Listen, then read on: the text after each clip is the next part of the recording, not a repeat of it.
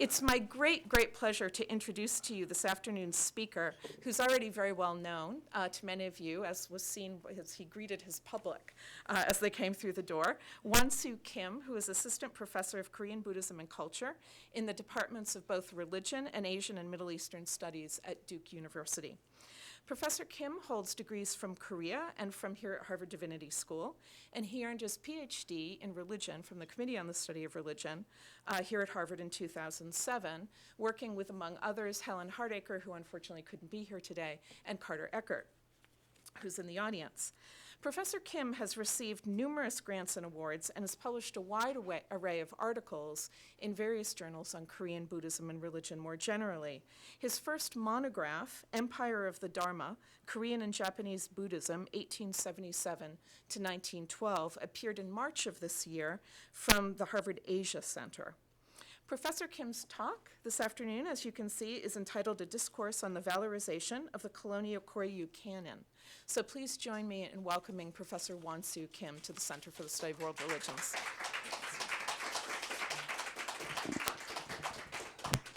Thank you very much to Professor Monius and also the Center for the Study of World Religions for kindly inviting me and allowing me to share my most research with you.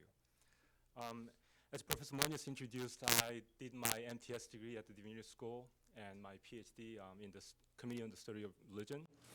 And I did my postdoc after that at the Reischauer Institute of Japanese Studies.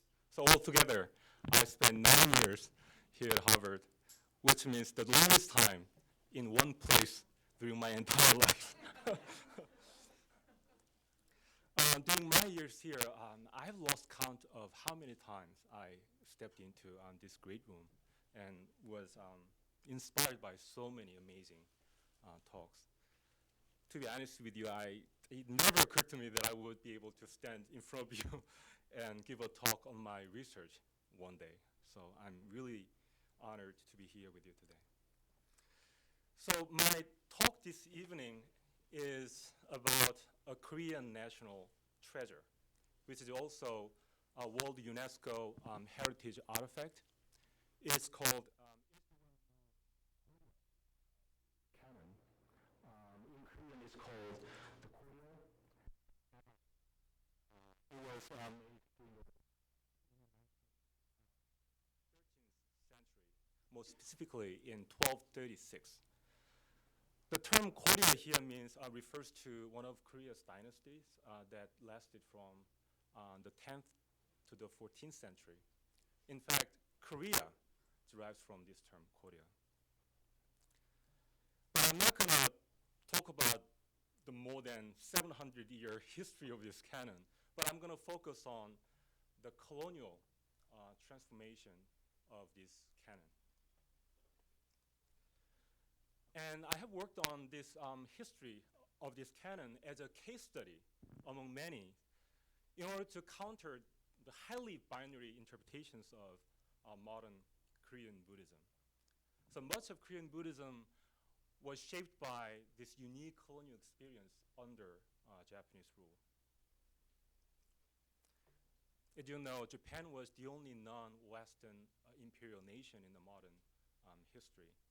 Modern period, and Japan ruled Korea for 35 years, from 1910 to 1945. And as you know, Japan and Korea shared the same ethnic, cultural, and religious affinities.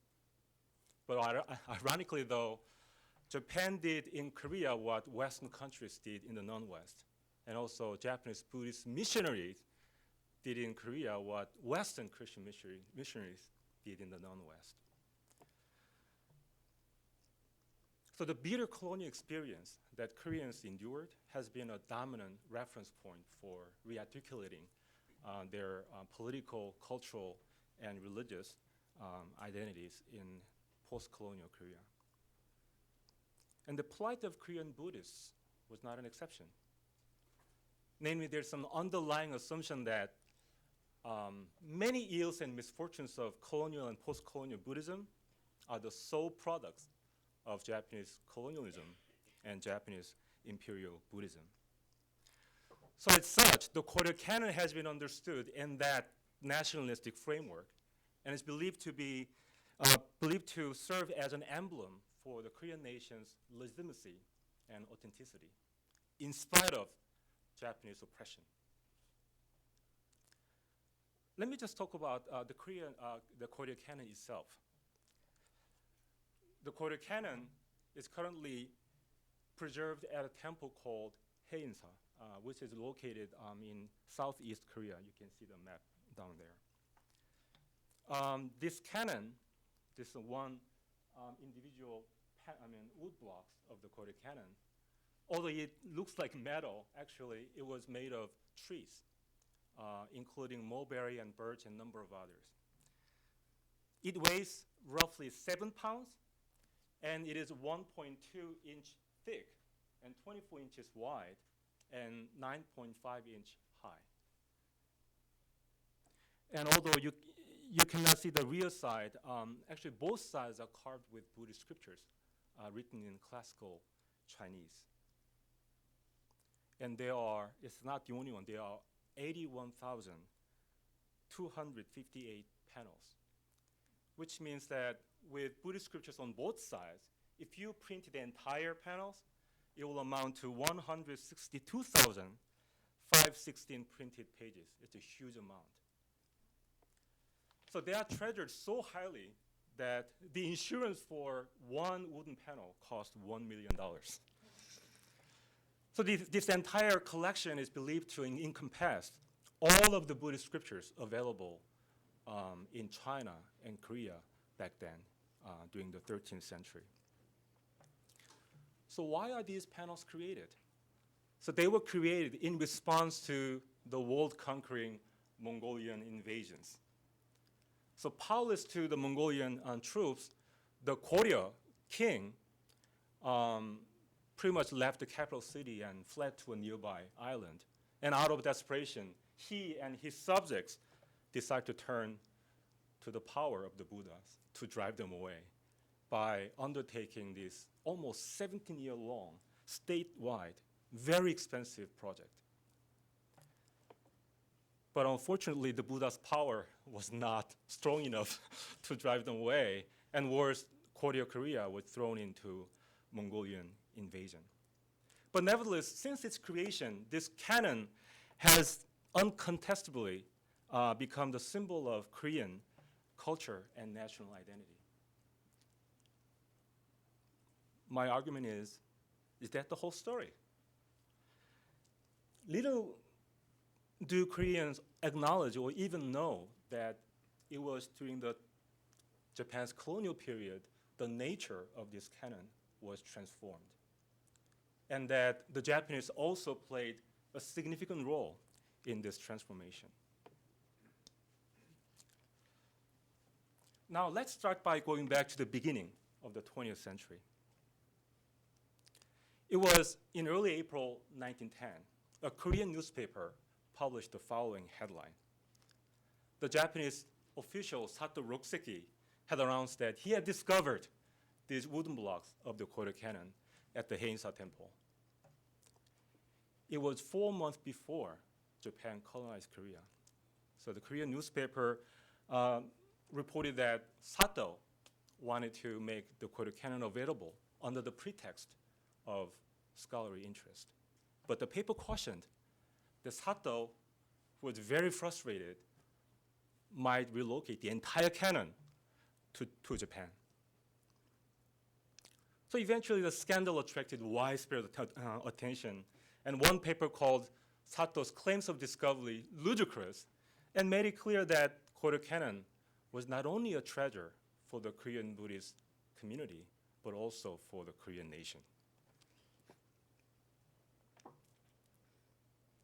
And the Korean government, despite rapidly disintegrating at this point, also responded to this brewing nationalist sentiment by dispatching police to the site to investigate Sato's activities.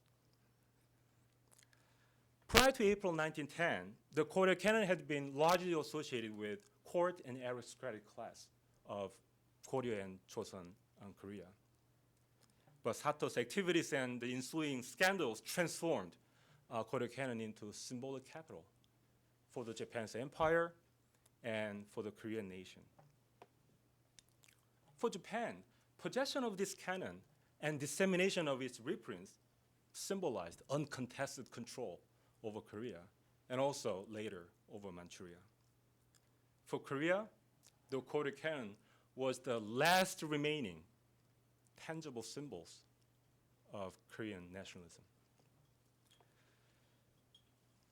Although Japan and Korea agreed to valorize the value of this canon, each country saw it from its own perspective, as a colonizer or one of the colonized. In 1915 and 1937, the Japanese colonial government sponsored 2 printing projects in response to this nationalizing, colonializing, and then globalizing discourses surrounding the canon. So my talk will specifically examine these 2 printing projects and the impact of these printing projects on the transformation of the Koryo Canon as a not only national and cultural, but also as a transnational Buddhist symbol. In so doing, I would like to argue more broadly that these printing projects also attest to the persistent, not diminishing importance of religion manifested into a material form or object for modernity and nationalism and imperialism. So let's go back to Sato's activities. It was not just Korean newspapers that criticized Sato, but also even Japanese newspapers refuted Sato's claim of discovery because the Koryo Canon had been already made known to the public decades earlier by Japanese scholars, also even Westerners. For example, the British envoy to Japan, Ernst Sato, was very curious about the originals of this canon and wrote an article which circulated among Christian missionaries in Korea. As for another example, in 1884, the US Navy officer George Folk visited this temple, and allegedly he counted the entire panels of the Koryo Canon, which I suspect, it's gonna take so much time. But actually, he said he did. Moreover, the Joseon court had already printed parts of the Koryo Canon in 1898 and also in 1906. Also, the Joseon court, realizing the value of the Koryo Canon, had also exhibited part of the canon print at the Paris Universal Exhibition in 1900 as well. But Sato's claim that the canon was newly discovered was not entirely without merit. Many centuries earlier, Japan not only knew of the canon, but also had tirelessly sought copies and even the original panels. In fact, during the first 200 years of the Joseon dynasty followed the Koryo dynasty, and it lasted from the 14th century up until 1910. So during that period, Japanese envoys even took the name of sutra-seeking envoys. Sometimes Japanese envoys brought fake letters from their local leaders in order to persuade the Joseon officials that they had come from independent kingdoms, of which the Joseon official had never heard. Some envoys even went on hunger strike, threatening that they would not leave Korea without receiving any copies. So the Joseon government unwillingly granted some copies of the Koryo Canon, which was subsequently preserved at 2 temples in Japan, Zozoji in Tokyo and Gennenji in Kyoto. But they were not satisfied with just receiving prints, right? They kept demanding the original panels, the wood panels of the Koryo Canon. Believe it or not, some Joseon officials tried to persuade the Joseon kings to give these originals away, maintaining, this is what they said, Confucianism is our state religion, when we don't need these heretical Buddhist teachings, unquote. So during that period, Buddhism was marginalized and monks were driven away from the center of power, and Neo-Confucianism was systematically promoted. So these officials were really upset because whenever Japanese come, they beg for Buddhist scriptures but never pay attention to Confucian texts. And even kings are like, don't you need Confucian texts? And they said, no, we need just these Koryo canons. But one of the reasons why the Joseon kings and Joseon officials were against this idea of relinquishing the originals to Japan was the fact that the Koryo canon was a treasure inherited from the previous kings. So you know how important ancestor is in Confucianism. However, during the second half of the Joseon period, Japan invaded Korea, and the Joseon state continued to marginalize Buddhism. So as a result, the contact between these two countries had become restricted, and the flow of reprints of the Koryo canon had severely diminished. So gradually, the physical existence of this Koryo canon gradually became kind of obscure in Japanese minds. Besides, Joseon government kept telling the later envoys that there were no longer any more canons, or the physical canons. So from roughly the late 18th century up until the 1880s, the Japanese believed that the original panels of the Koryo canon will not extend anymore. So in that sense, Sato's seemingly obnoxious claim of discovery was not that bizarre in light of this history. But without doubt, the rise of Japanese power in Korea served as a turning point for Japan and Korea in reconfiguring the value or the nature of the Koryo canon and bringing it into public discourse. Renewed attention of East Asian Buddhists to Koryo canon occurred in tandem with Buddhist research on the original texts in the late 19th century. The Orientalists, such as Max Muller and Rice Davis, they compiled and translated Pali and Sanskrit text. And influenced by their scholarship, East Asian Buddhists, especially Japanese Buddhists, such as Nanjo Bunyu, in collaboration with the Chinese Buddhists, including such as Yang Wenhui, they compiled and categorized and published the Buddhist text written in Chinese. But soon, many East Asian Buddhists developed this ideological understanding that the Chinese language Buddhist canon was superior to the Pali and Sanskrit versions. And they vied to compile and produce most updated collection of Buddhist canons. For example, in 1885, the Japanese Buddhists published a new updated version of canon called Shukusatsu Zokyo. This version was based on the previous version, including the Koryo canon. It was based on the Koryo canon and another Japanese version from 1669. Again, in 1902, the Japanese Buddhists published another one, and followed by another one in 1905. As for China, the Chinese Buddhist monk, his name is Zongyang, he also, with the financial support of a female Buddhist, her name is Lu Jialing, started to compile Chinese Buddhist canon. And Zongyang based this Chinese version on the Japanese version, Shukusatsu Zokyo, that was published in 1885. And eventually he published the Chinese version called Bingjiazang, named after this female Luo's Buddhist name.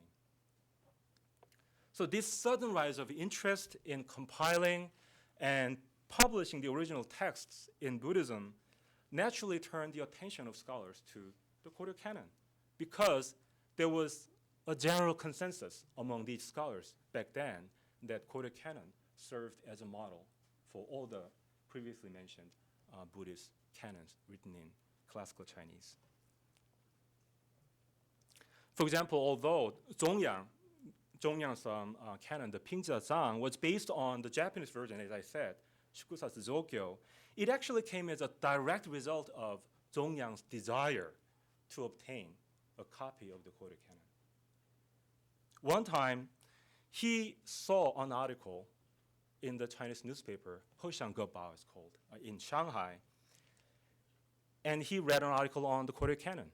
And he soon contacted another Buddhist reformer in China, Taishu, and pretty much they said we should get a copy of the Koryo Canon.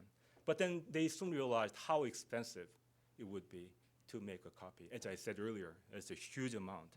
So they decided to purchase a newly published copy of the Japanese version, Shukusasu Zokyo. But although Zongyang and Daishu pretty much gave up on making a copy using their own money, the Koryo Canon was known to and desired by many East Asian Buddhists and began to understood in this East Asian, intra-Asian context and beyond. And the glorification of the Koryo Canon as a world treasure developed naturally from these ideas. By the 1910s, the prevalence of articles in the Koryo Canon reflected growing international recognition of the canon.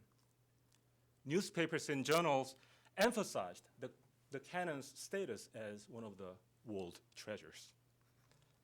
They pointed out that the Koryo Canon was the most accurate, this is another interesting discourse, and comprehensive canon of all Pali, Sanskrit, Tibetan, and Chinese language versions.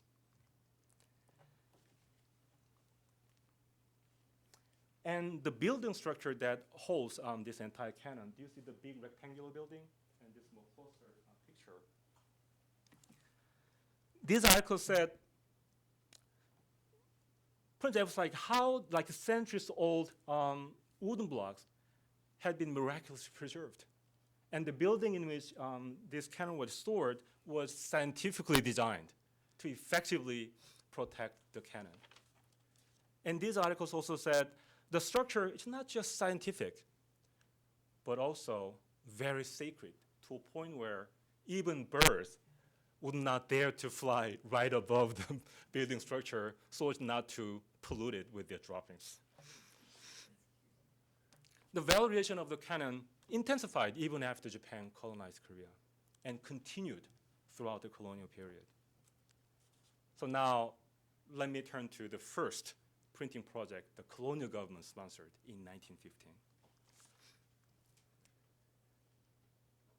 This printing project was the first historic case, a copy of the Koryo Canon being delivered to Japan in its entirety.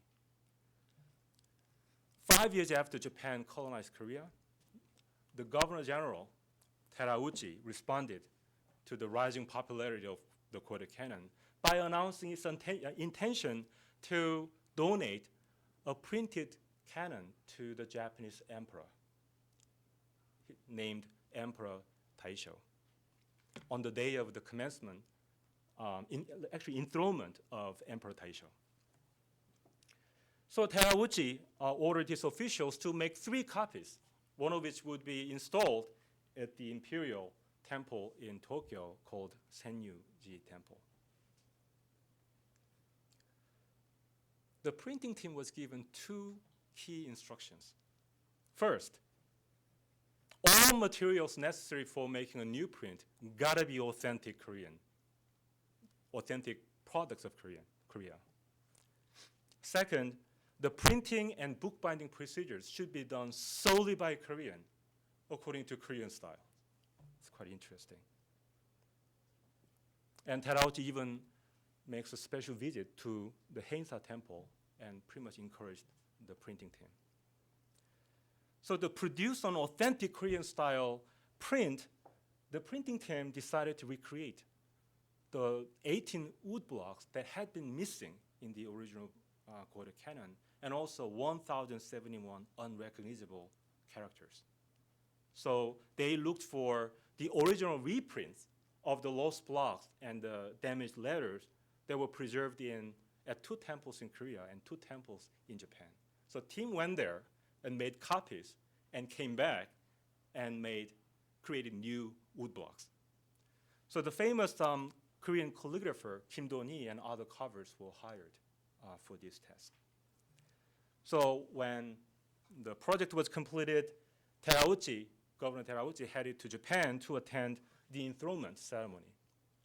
In a letter addressed to Emperor Taisho, Terauchi noted that there was nothing as perfect as the Koryo Canon and should be truly called a national and world treasure. And he also assured that the reprint was authentic and truly Korean because he hired just Koreans and employed just Korean materials. And he concludes that this reprint would be commemorate all the accomplishment of the previous emperor, namely Emperor Taisha's father, Emperor Meiji. So the Emperor Taisha was very satisfied by this offer, and the entire copy of the canon departed Seoul and arrived at the imperial temple, and a special Buddhist ceremony was arranged to welcome the print.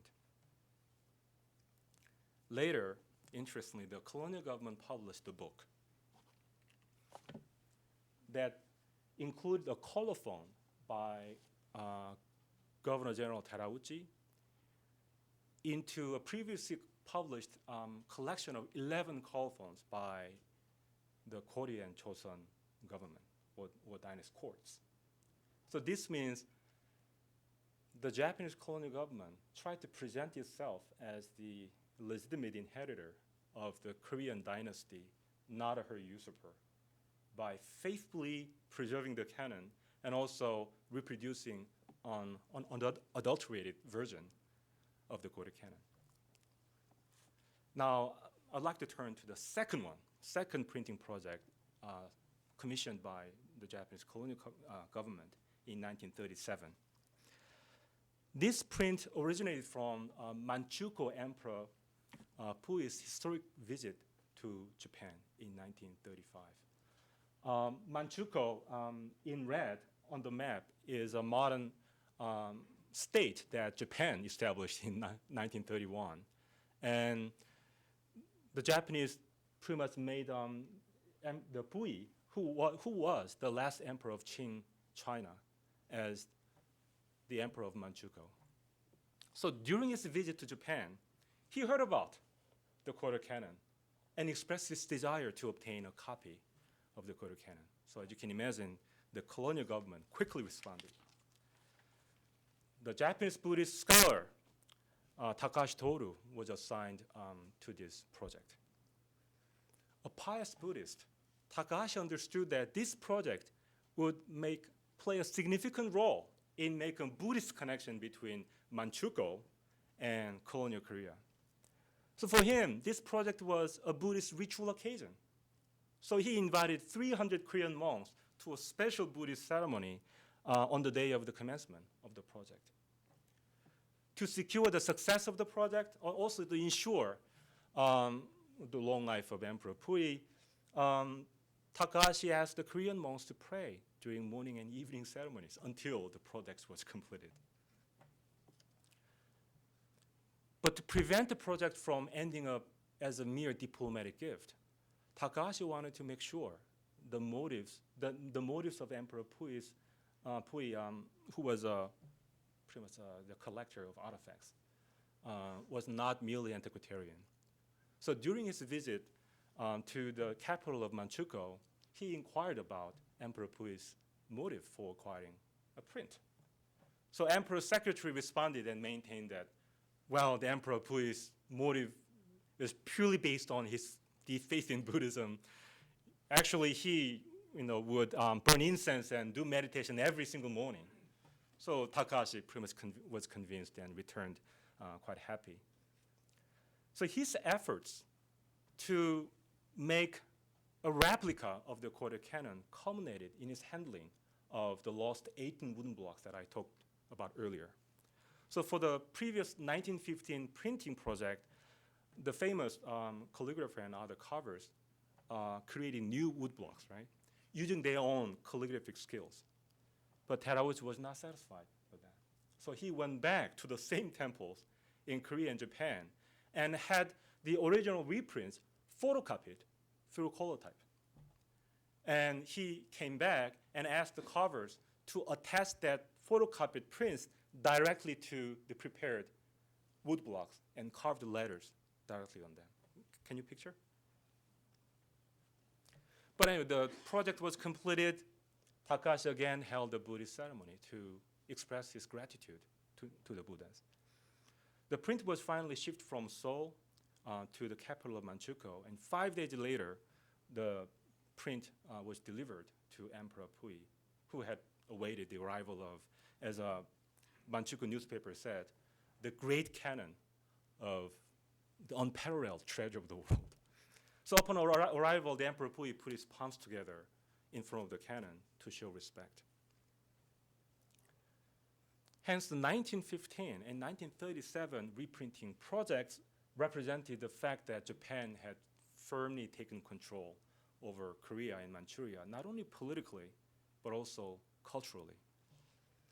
The printing signified a public proclamation that an item coveted by Japan for centuries, as I said, during the Joseon Dynasty, was finally possessed in its entirety.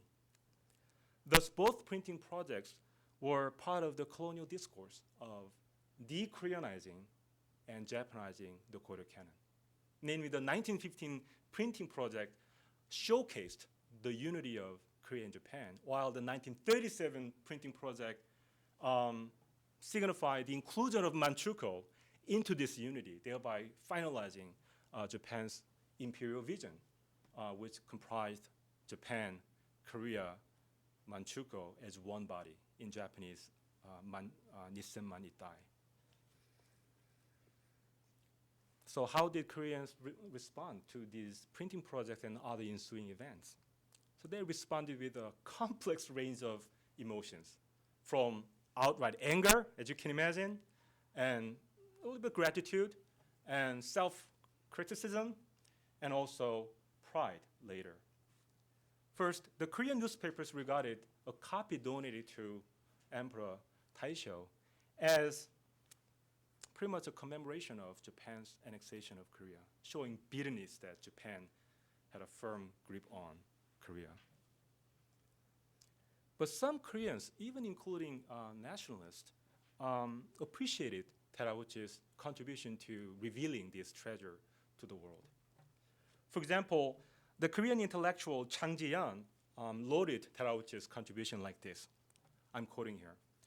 Governor General Terauchi Masatake claimed that the Koryo Canon was not only Joseon's treasure, the Korea's treasure, but also the absolute treasure of the East. And not just the absolute treasure of the East, but also the absolute treasure of the world. It should not be kept at a mountain temple, but in all the libraries and museums of the world. Despite all the difficulties, he made a personal trip to the Heinsa temple and promulgated an edict to print 3 copies of the canon to disseminate it to the world. This is not something one does on a whim. Without a great karmic connection, a great compassion, and the great wisdom of the supreme Mahayana, how could one have the Heinsa temple's canon, which had been hidden for several centuries, made public around all nations of the world and for eternity? So even Korean kind of bought this argument of Sato's claim of discovery. Let me give you another example. The incumbent of the Heinsa temple and several other lay Buddhists made a special monument or monumental inscription like this to commemorate Governor General Terauchi's historic visit to the temple and his promulgation to make copies. So they explained in this picture that the circle at the center, they said represented the Buddha nature. And the rays coming from the center, from the disk, represented the myriad worlds emanating from the Buddha nature, as I said earlier. And they also said that aspect was also symbolized in the Koryo Canon that contained all the Buddha's teachings, numbering over 81,000. So there's kind of a lot of symbolism. But does this picture remind you of anything? Yancy? Huh? Yep. Japanese imperial flag. But they also argue that pretty much Japanese imperial flag had the same significance. And the disc at the center representing Japan, and the spiral expansion from the center representing the rest of the world. So they said the triad of the Koryo Canon, Buddha, and Japan was seamlessly depicted in appreciation of Governor General Deraguchi's support for Korean Buddhism in general and the Koryo Canon in particular. But many other Koreans deplored their nation's inability to protect its own heritage. For example, the Korean intellectual Chen Nam-sun blamed Koreans, saying that they are not even aware the existence of this treasure. And he noted that such a supreme treasure like Koryo Canon received such ill treatment. So he couldn't help condoling the Koryo Canon with sadness and compassion. And he suddenly invoked, this is what he said, is there truly no lay person like Yang Wen-hui in Korea? I briefly talked about him. He is believed to be the father of modern Chinese Buddhism in terms of categorizing and compiling and publishing Chinese Buddhist texts using the modern print technologies. I can give you another example. This monk, his name is Baek Sung-wook, who studied in Germany. He also responded to the news about the compilation of the most recent Buddhist canon done by the Japanese. It's called Daizo Shinshu Daizokyo. It was published in 1934. So this Korean monk had acknowledged the accomplishment as being worthy of congratulations from the perspective of promoting Buddhism. But he bemoaned that Koreans totally failed to transfer what they had received from their ancestors to others with their own hands. And besides that, Koreans were not even aware of what was going on when it was disseminated through others' hands. So such reactions to this promotion of the Koryo Canon and so many other cultural artifacts by the colonizers were very common among Korean intellectuals who felt themselves responsible for failing to protect their cultural legacies integral to their nation. Later and also simultaneously, this self-criticism was replaced by outright pride. The same intellectual, Chen Nam-sun, emphasized the canon as the embodiment of the Korean nation. And back then he was a Buddhist, and this is quite interesting what he had to say. He said, one could endure the loss of Buddhism, but not the Koryo Canon being taken away while holding on to Buddhist sensibilities. He also targeted China and criticized China by saying that it's because China had been so reluctant to learn from other countries because of her sense of superiority. And also that because China for a long time pretended not to know the value of the Koryo Canon. And he said, with changing times, now modern China start to accept the influence of other countries. And one example is the publication of the Bingjiazhang, the Chinese canon, that was based on not only the Japanese version Shikusatsu Zokyo, but also the Koryo Canon. And he calls it a counterflow of influence. And he says, this is the import of the Koryo Canon back to China, or the unification by the Koryo Canon of all the Chinese language canon. But as you can imagine, Chen Nam-sun makes the most pointed arguments against targeted Japan. And he claimed that the Japanese in the past lacked the level of technology and skills, were totally overwhelmed by the beauty of the Koryo Canon, and thus did not dare to attempt to create this kind of wooden blocks. In a desperate effort to diffuse this counterflow of the cultural and religious influence from Japan to Korea, Chen Nam-sun deliberately and forcefully summarized the relationship between these two countries by saying that Korea was the mother and Japan was the baby. So he argued that the Japanese island had lagged behind the Korean continent and continued to be nurtured by cultural nutrients through the breast milk of Korean Buddhism. So thus for him, the Koryo Canon was the breast milk flowing from the bosoms of Korea to the mouth of Japan. So you can see how nostalgic he was about Korea's old glory.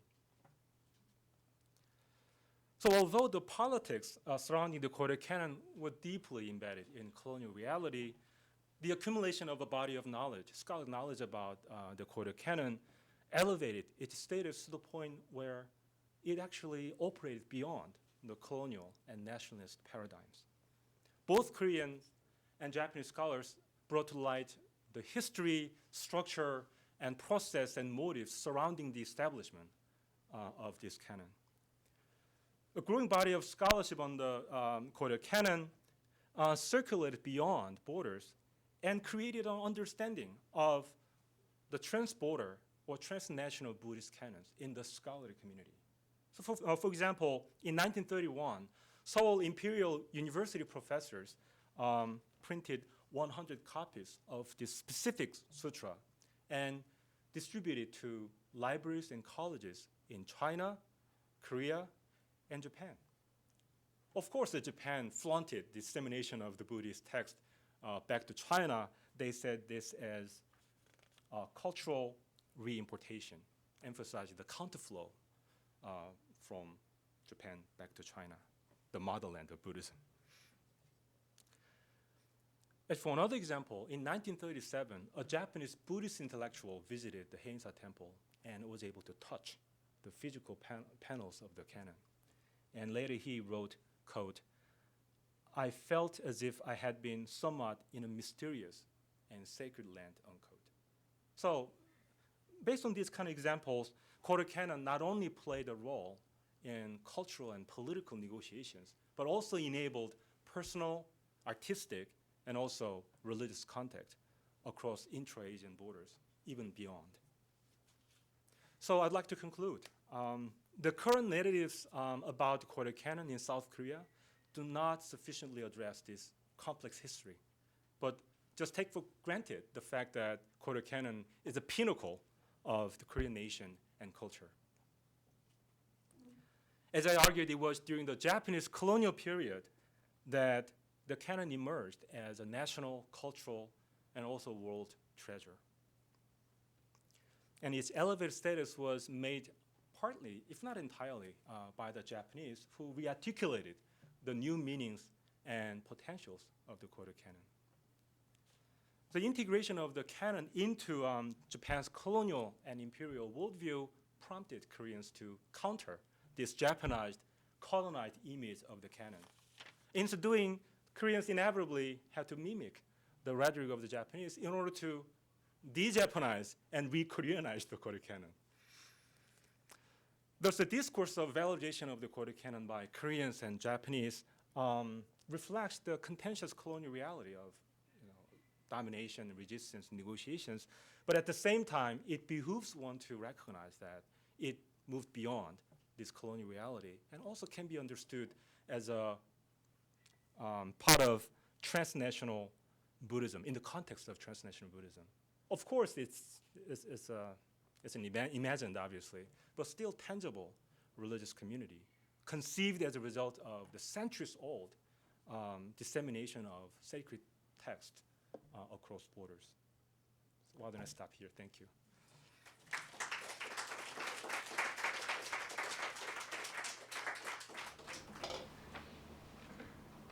Thank you so much, Professor, for such a great talk.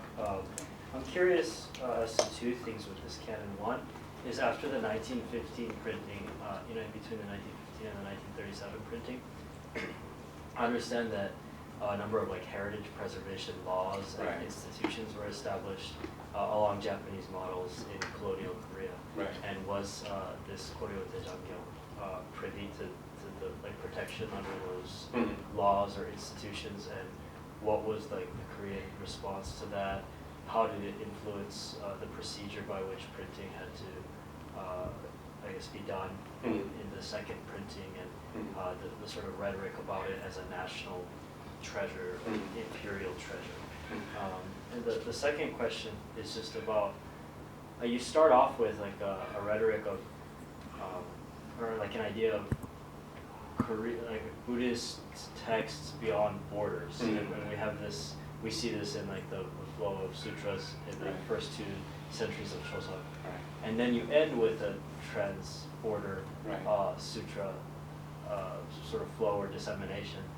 And so, aren't you starting and ending in basically the same place 6 centuries later? And then this whole national or colonial rhetoric. I mean, the idea of it as a national treasure, a national thing, it makes sense that it wouldn't exist if there's not a nation. But in the 14th and 15th centuries, if already trans-border Buddhist cultural flows are occurring, that's true. then aren't you ending up with the same thing?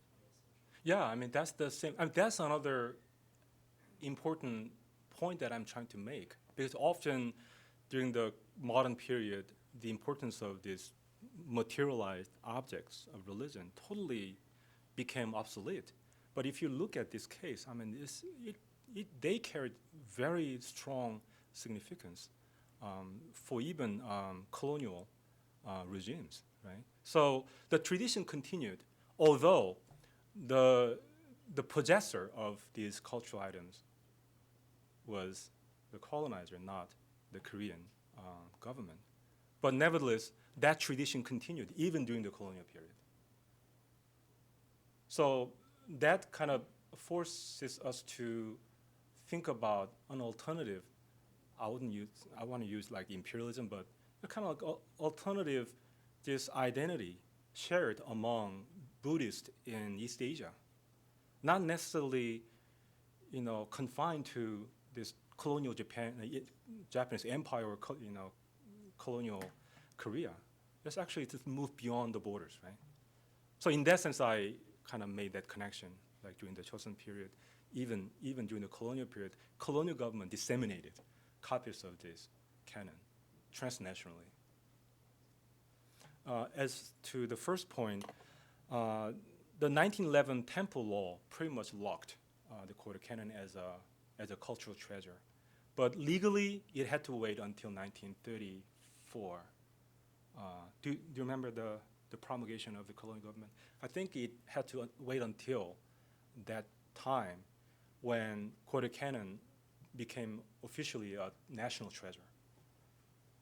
Did I answer? And then did it affect the printing, like the second time around, the process, the procedure by which the printing had to occur, or like the language sort of surrounding what that printing was? Was the printing? Actually, that started much earlier, soon after the 1911 Temple Ordinance. The governor Terauchi just waited because he knew how effective this canon would be to justify the colonial rule. But he had to wait because he had to deal with so many, uprisings, and so he just waited until 1915. But there was another reason why he had to make a copy of the Koryo Canon, the industrial exhibition in 1915. So for the first time, the Koryo Canon, the copy of the Koryo Canon was museumized in the colonial government office building. So that's one copy was preserved there and pretty much open to the public. One copy, specially made, was donated to Emperor Taisho. And another one was preserved at the Chosun court kind of museum or building. Just 2 quick factual questions and then a somewhat broader question.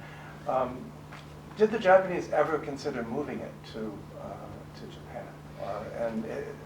That's one. 사도. Okay. 사도로 쓰기 원해. And second factual question, what happened to the gift to Puyi, to the Manchurian emperor? And then third, a broader historical question, on the basis of your work, if you look beyond 1945, do you see largely continuity in the institution of the canon and the way it's regarded and treated by the South Korean state? Or do you see certain, and by the Buddhists themselves, or do you see ruptures there of any kind from the colonial? Interesting. Ruptures in a sense that they don't talk about this history. So it has been always the national treasure. And they tend to believe like they have never denigrated the importance of this canon. Although if you look at the history during the Joseon period, you can see some officials like were happy to give them away, but the Korean Buddhists don't talk about that. Continuation, in a sense, they pretty much, Hwangil pretty much talks about as well, pretty much took over all the knowledge about Koryo Canon in post-colonial Korea and pretty much justified this is a national and world treasure without talking about the influence of Japanese. Interestingly, if you look at a newspaper published in 1947, so fascinating. The article talked about Japanese like pillaged the Koryo Canon and took some of them away. So quickly the rhetoric changes, like they damaged the Koryo Canon, although they protected the Koryo Canon throughout the colonial period very systematically. Even right next to the building, there was a police post. So if you want to go into the building, you had to go through the police officer because the police officer had the key. So this Korean nationalist monk, Han Young-un, when he visited in 1934, he said, this is a world treasure. It's a shame that I haven't visited this place, although any Westerner, whenever they visit Korea, this is the first place that they visit.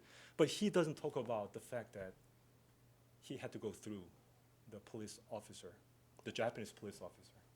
So again, this kind of thing hasn't discussed at all. So there's kind of a big rupture in terms of history, but the way they value the Koryo Canon continued from the colonial period to the post-colonial Korean period. When it comes to the copy donated to Emperor Pui, I'm still trying to look at some primary materials in Manchuria, but I haven't been able to locate. I heard from one scholar who speculated that it might have been given to England. I'm not sure at this point, but that's one theory. Yeah, Sato Rokuseki was the first one who wanted to pretty much take the entire canon to Japan, but from the perspective of the Japanese colonial government, it was too dangerous because it's a huge amount of panels, and I don't think Japan had like a proper building to protect recreate the building, the single structure, because it's so interestingly designed with all the windows, quite scientific, and with really good ventilation system and with the right amount of light coming in. So the Terauchi pretty much decided to keep it in Korea. But that's not the only one. There's 12-story pagoda that was taken away by a Japanese official, but the colonial government brought that back to Korea. But this is another interesting kind of point, right? The Japanese was not just the pillagers. They really wanted to protect some of them, obviously to justify their colonial rule, but also they really valued. Sekino Tadashi is one kind of scholar who really wanted to value and preserve these artifacts. So that's another example. But when the colonial government kind of settled in, it was quite clear that the colonial government wouldn't let major Korean artifacts be kind of deported, taken away to Japan. Although there must have been some, right? But still, there are a lot that Korea lost. But when it comes to Koryo Canon, it was too big to handle even. Okay, why don't I, and then. Okay, thanks for your talk. I'm curious about the extent to which the place that housed the canon became a pilgrimage site. Uh-huh. And if that's the case, was it a pilgrimage site among other Buddhist sites, or might it have been a pilgrimage site among other Korean nationalist sites? Uh-huh. Is this something that was changing?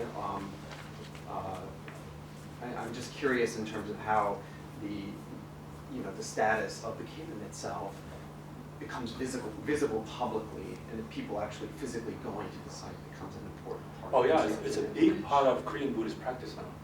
So it is a part of a Korean Buddhist sacred geography. Exactly. And is that distinct from perhaps like a national sacred geography, or these things are somewhat merged? I mean, in terms of financing reprints, definitely the government is involved because it costs too much.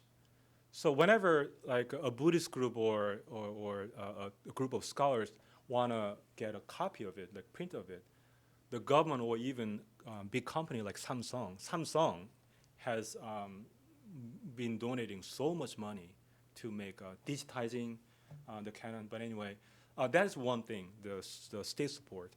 But among Buddhists, definitely it's one of the most important pilgrimage sites. And there's a yearly ritual where you actually carry one panel above your head and circumambulate the building. So that it is believed to incur a lot of merit. So they do that. Although the colonial government did not allow that to happen because it's so fragile. But now I think, although the government protects it, but now I think the Korean Buddhist institution has much more influence over it. So there's some kind of negotiations between the government and the Buddhist community. So definitely, somewhat different from national pilgrimage sites. But whenever you see on YouTube and in public discourse, definitely Koryo Canon is the epitome of Korean culture. And just they're so proud of it. So again, kind of nationalist discourse right here. And Korean Buddhists take advantage of this discourse. That's kind of Vedantara of Korean Buddhism. Thank you very much. I have two questions and then a very brief comment. One, I know it's not the real focus of your research, but I'm just interested in the larger history of these canons in East Asia. And so in the modern period, starting in the 19th century, were there no existing traditional, not a modern print, but traditional, say, xylograph block prints in China of the canon? And so that's one. So what other, pre-modern existing block prints, blocks for the printing existed? Secondly, at the time of the compilation of the Koryo Canon, what do we know about, that was based on a Chinese canon? To what degree, who was the editor?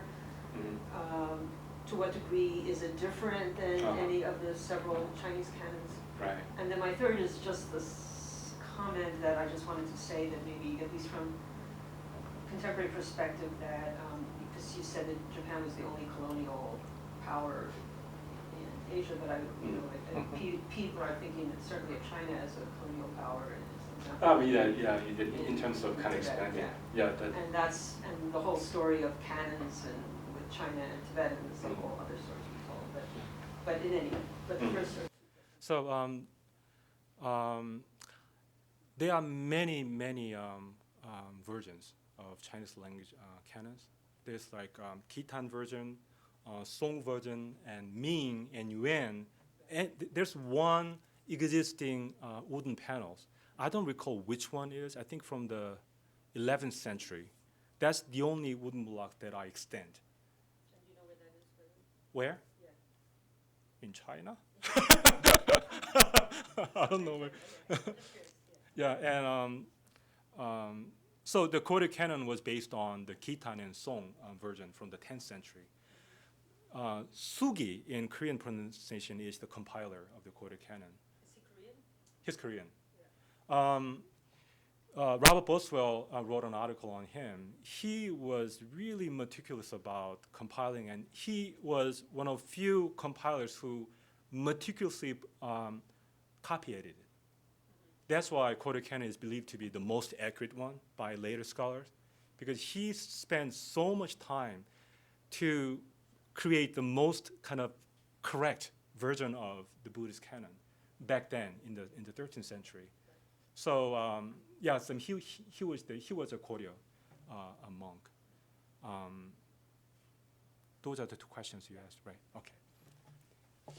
So just to add a little bit, there was another version before this Koryo Canon, Oh, yes, which was carved in the 11th century, right? Yeah, during the Mongol Right, invasion. and that was not done according to new article by Sam Bermiersch. That it was not done at once, like the second canon that we have. It was done through several decades, but that was burned down during the Mongol invasion. Right. So that's why Koryo court supported the second carving. So I guess they have experiences and an earlier version, printed version, to go back to, right, when they carved the second version, in addition to Khitan version and so on, edition. Moving to Joseon Dynasty, I have just few comments and then one question. Moving to Joseon Dynasty, you mentioned that some Confucian scholars wanted to give away this.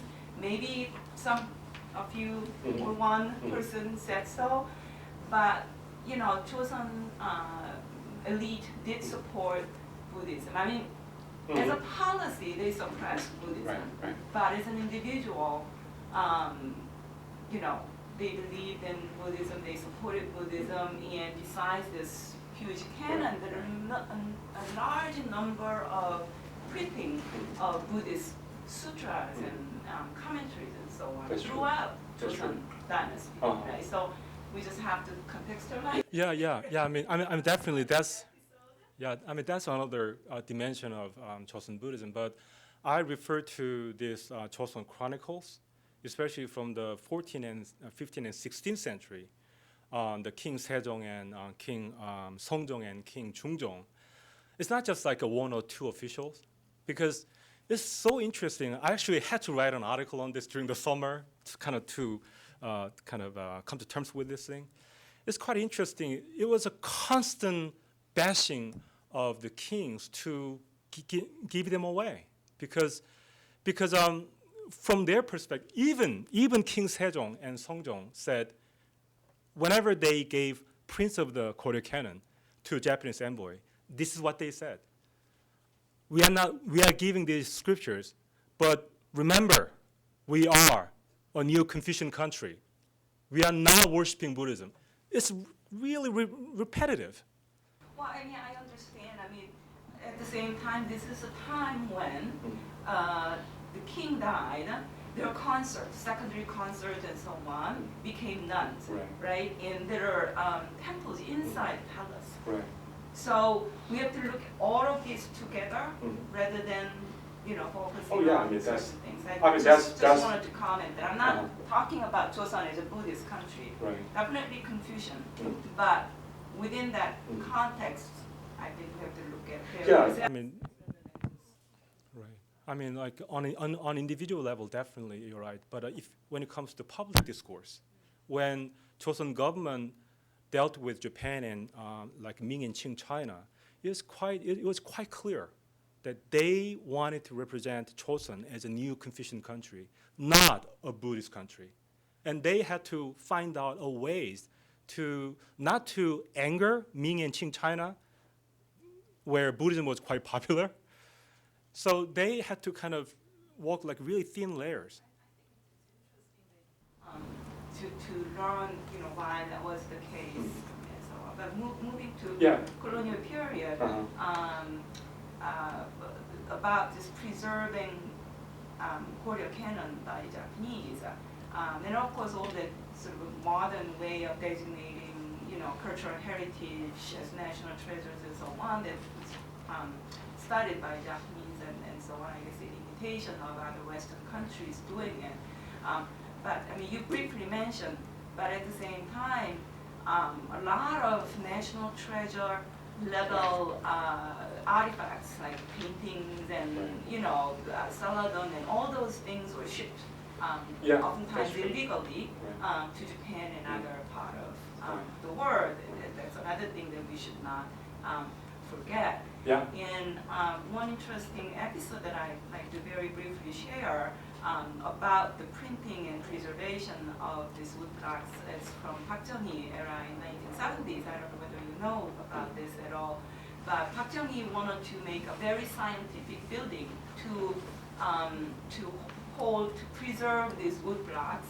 So he did, and as a test case, he moved only some blocks, wood blocks to the building, but within a year, mold began to appear and things like that. So they moved these old wood blocks back to the original storage. So as you mentioned, I don't know the whole aspect of it, but they have layers of ground with holes and things like that. So. There's one source from 1910. It says some of the wooden blocks were moved to the court, and I wasn't able to verify it. If that's true, they actually did once, but even back then. I don't know what happened, how they returned everything, but I think the Park Chung-il's time was not the only one, if that source was correct. I wonder what if Mongols did anything about this Koryo Canon. Just like Japanese did in the early 20th century, whether Mongols sought for a printed copy, or wanted to move the whole set to Mongol capital, or anything like that. If you can find out. I don't know anything about. Obviously, when Koryo Korea pretty much decided to give up and accepted a Mongolian rule, there's no other reason why Mongolian had to take that away. And also, the Korean court was really careful about hiding these wooden blocks. So originally it was in Gangado Island and moved to northern Seoul, and then eventually to the southeast Korea. When was it moved to? That was, I think, during the Joseon Dynasty. After the invasions, Japanese invasions, or No, I think before. before? So what happened during the Japanese? Interesting.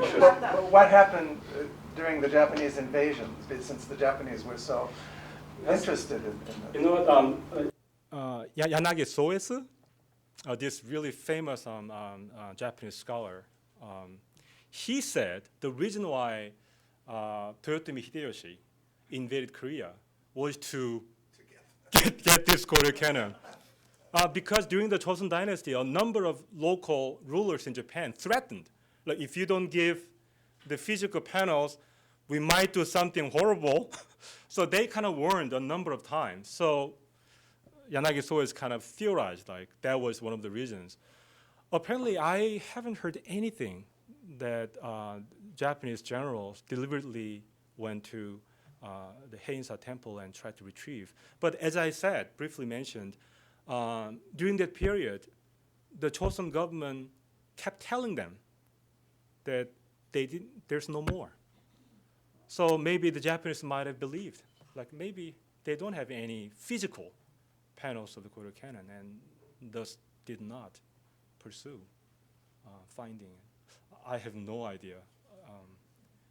If Yanagi's theory is correct, then definitely they would have pursued and tried to find it. So you mentioned how for the nationalists, the material object of the canon is important, and then for the scholars and maybe the monks, the content is important. I'm wondering, is there any instance in the history of this canon where those two things come together? Any sense in which, panel 1 is better to process on your head than panel 587 because of the content, or where the Lotus Sutra begins, that's an important panel? Or are those two things always separate? That's a really good question. That's kind of beyond the purview of my article, but definitely there are a number of Buddhist scriptures that were really popular. Even now, like the Diamond Sutra and Lotus Sutra, and a number of others. And sometimes, even now, lay Buddhists deliberately bring those sections out and pretty much carry them around. So definitely there's some synergy there. But specifically, I don't think I can answer the questions satisfactorily. I just happen to know about one other instance where, associated with the Japanese colonial presence in Korea, was focused on an important cultural heritage of Korea. And first of all, I was struck by the fact that even though this Japanese appropriation was happening, the insistence that this print was done only by Korean workers, and you know, this whole, and with Korean materials, this whole rhetoric of authenticity, the real stuff. And so this other instance, which I know because a friend and colleague of mine wrote on this extensively, was the whole ceramics tradition, which is maybe not very much explicitly about Buddhism per se, but you know, something that became, that in many ways Japan kind of appropriated, stole, used, not necessarily, and so I don't know about the details, but can you see a parallel between those kind of interests? Yeah, I mean, so Yanagi Soes is the leading scholar of that. And Yanagi also, actually the Buddhism to Yanagi was really important. He was a Buddhist, and he really incorporated his Buddhist kind of belief into this idea of the authentic Korean ceramics and number of other artifacts. So, which scholars haven't actually paid attention to? Kim Brandt and I think Taylor Eichton. Yeah, I mean, he was really meticulous about how Buddhism was influential to many artifacts in Korea, and he really wanted to find the source of it. So he obviously was really interested in Koryo Canon, and he visited the temple. So definitely there's some connection, although I'm not expert of that field when it comes to ceramic. Do you have anything to add? No, but I think Hwansoo is absolutely right. From what I've read, in the Yanagi tended to see even the ceramics as sort of infused with a certain kind of naturalness and authenticity that he linked very much to Zen Buddhism. Right. Yeah, that's right. And then that becomes the basis for the modern Japanese, you know, creation of this huge. And it becomes an interpretation of Korean ceramics, which may or may not be correct. Right. Because he tried to see the old, true Japanese in Korea, and he believed Japanese lost that. That's right, but Koreans had. Koreans still, pretty much Korea remains in the past. So if you go there, you'll find the past of China, I mean Korea. Ultimately a search for Japanese amashi, the Right. spirit. But it might be a similar situation where, you know, the true Buddhism and then the true artistic ceramic, you know, so these are various elements of the Japanese imperialist, Exactly. you know, Yeah, as aspirations. Great article, Spirit. Sorry? Great article, Spirit. Any other question? Okay. Yeah, please. No, yeah, I was pointing to you. I just wanted to Last ask question. two more. Just one about, I've forgotten about 1911 temple law, but since your episode that you begin with happens in 1910, do you see that episode of sort of rediscovering the Koryo Taejanggyong and causing like sort of you're in Korea as accelerating in any way the Accelerating. or institution of the temple law or any sort of provision in the temple law? Because that's just the next year. That's my question for within the purview of what you talked about. Just a little bit outside to jump on Professor Eckert's point of what happens sort of after this. Is there a continuity? I wonder too, Haeinsa becomes a Jogaejong temple, sort of after, I don't know when though, must be sometime in the 50s or 60s, right? I mean, it has been that way. I mean, well, the new Jogaejong established in the 60s, right? And then cultural heritage is like a big part of Jogaejong's articulation of its preservation of heritage or true Korean Buddhism. And does this factor especially, have you noticed? Or No, I don't think so. I mean, soon after the colonial period, that